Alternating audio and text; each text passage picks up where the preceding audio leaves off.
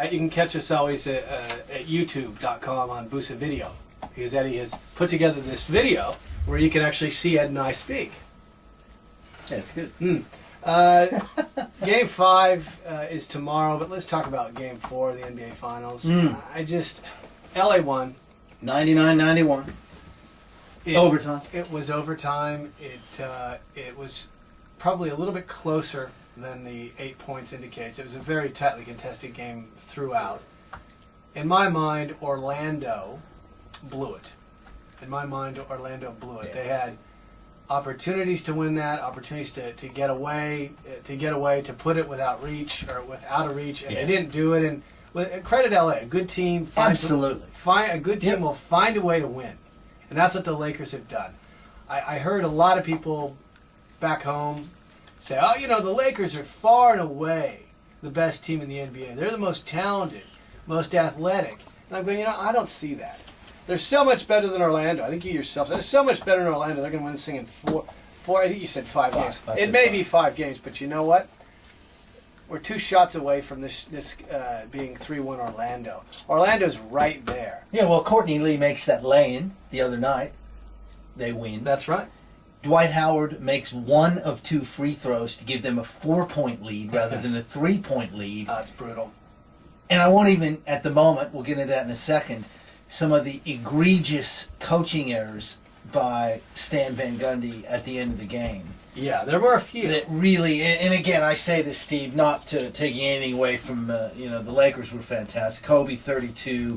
Ariza continues to shine. He hit some huge shots in the second half. One when the shot clock was winding down and they were throwing it, and they were really out of their sequence. I'm not sure they're actually running the triangle most of the time, but anyway, that's for a coach to dissect. Right. Ariza made a huge 3 with about 2 seconds left in the shot clock. He had 16. Gasol, to me, is the MVP of the series. I know Kobe will win it. Hands down, he'll win it. But I just get the feeling Gasol is just there when they need a big shot, when they need a rebound.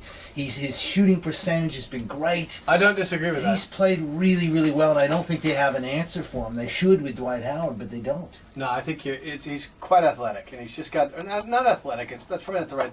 He just has a way. He reminds me in a way of Vlade Divac, like I said to you earlier. He just has a way of getting it in the hoop, and he's a smart player. He's very smart. Yeah, he's a good player, and I go back to that trade. They gave up. Do you remember who they gave up for this? Kwame Brown. That's right. Kwame Brown. How the hell did the Lakers? I mean, they pulled the. I mean, how do they do that? Yeah. Kwame Brown went to Memphis. There may have been someone else, because this just comes off the top of my head right now. But to get Pau Gasol, it's just. I agree with you though. I think he actually could be and maybe should be the MVP. But of course, this is Kobe's team. This is Kobe's year. It's going to go to Kobe. Kobe's great. He is. He's fantastic. He shot 11 of 31 in that game, Steve, and there were times when he almost shot them out of it at the very end. And who made the big shots? Derek Fisher. Give Mikael Pietrus a lot of credit for sticking with. He's really making Kobe work. He's a very good athlete. He's younger. He's more athletic. Yeah.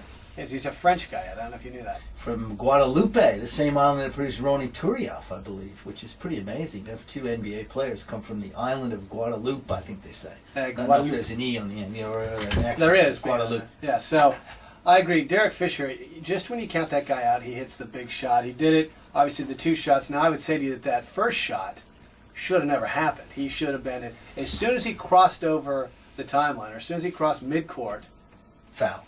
Someone should have just grabbed him and locked him up. Why did they put the press on? Which is the other thing that befuddled me, is because then that just allowed an easy pass over the top. An outlet pass. Bang! And then you got it right up the court. Play it back a little bit and make them bring it up that way. Then you foul them. Also, and I'm not original in this, I read this somewhere. I don't know if it's PTI or Simmons or someone. Why was a 5'10" Jameer Nelson in there rather than a Courtney Lee, who's a little more athletic, a little taller? Not that Fisher's a big guy, but why not have a bigger athletic guy on the little guy? I would say probably, you know what I'm getting, and I don't know the answer to this, but I would say that they didn't think. I mean, what was Derek Fisher's shot percentage prior to taking that shot? He was 0 for 5. So maybe when they sat there and they said, okay, we're ahead by 3 points, we've got 5 seconds to go. Yeah. Option 1 is Kobe, option 2 is Gasol, Correct. option 3 is... Probably Ariza. maybe. I don't remember who was on the court at that point. But anyway, maybe Or they Odom, just yeah. didn't think that Derek Fisher would have been the guy who was going to take that shot. He was 0 for 5 to that point. You might be right. It was a real. If you're an Orlando Magic fan, you'd just be absolutely tearing your hair out because Turkoglu, great shooter, has had a great series. Probably would be the MVP if Orlando were at Absolutely. 3-1. Yeah. He's been sensational, but steps to the line. And I at the time I said he's a European. A European makes free throws, but then I thought, you know what, he's from Turkey, which sort of straddles European and Asia, so maybe that doesn't count, Europe and Asia. But he misses it, a good shooter, and then Howard, not a great shooter, but not a lot of pressure. You're up 3. You got to make 1. Oh, it's all you You're have to do not is make down. one. You don't have to make 2. You don't have to be Doug Collins against the Russians and sit there and bury 2, or Reese Carter against New Zealand and, at least just make 1 to get it into overtime. I mean, he had to just make 1. You're right. And they win the game. So, again, we go on and on. The bottom line is the Lakers are up 3-1. Game 5 tomorrow in Orlando. And Dwight Howard is guaranteed it's going to go back to L.A. I'm not sure how I feel about that. It may go back to L.A. Honestly, I don't know why it would.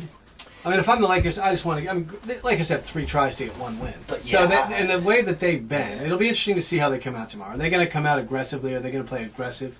Because they hadn't won 3 straight games or 2 straight games. I'm sorry, they hadn't lost 2. You hadn't lost 2. Yeah. But. So after a loss, they always come back quite strongly, which is fine. That's what a good team does. But now that they have 3 games, I can kind of see them going, you know what?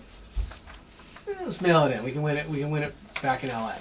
I could be wrong about that, but I just get the sense that it'll be interesting. Yeah, I mean, Orlando may have just spent everything they've had. They may come out flat and just go through the motions.